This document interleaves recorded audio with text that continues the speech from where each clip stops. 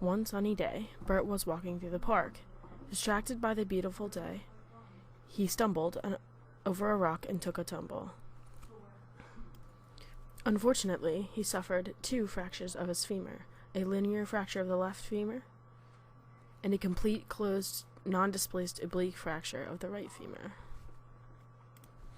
After returning from the hospital, he decided to return to the park. Miraculously, he tripped over the same rock and fractured his wrist, an open, displaced fracture of the ulna, which means that the bone was coming out of the skin.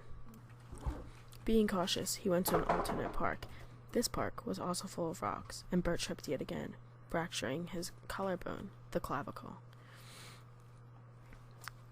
He suffered a comminuted displaced fracture of the clavicle.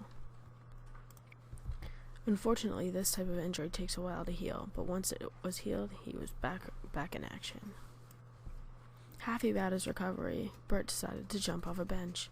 With all that leverage, he suffered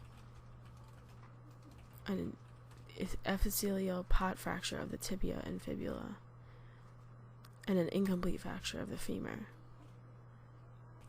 Bert, upon his return, was determined to land the jump off the bench, but before he could even jump, he slipped, causing a hairline fracture of his skull and a callus fracture of the radius and ulna. Determined to restore his jumping reputation, Bert returned to jump off the bench. This time, he nosedived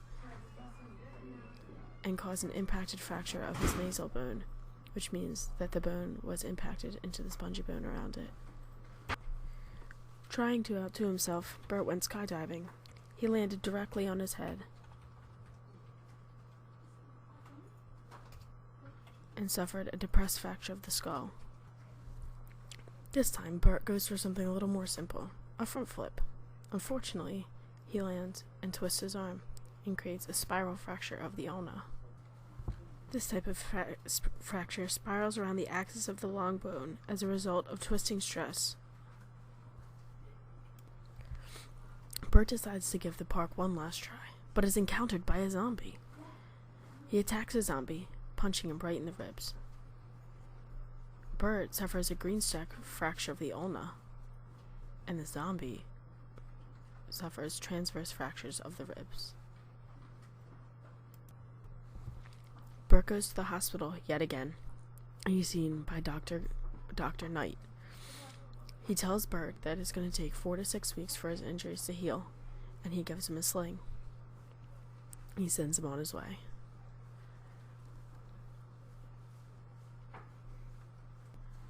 First, a hematoma is formed at the site of the fracture.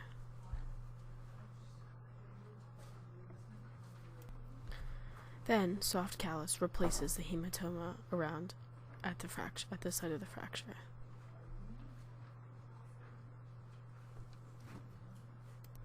Soft callus is replaced by hard callus, and the spongy bone is replaced inside the marrow cavity.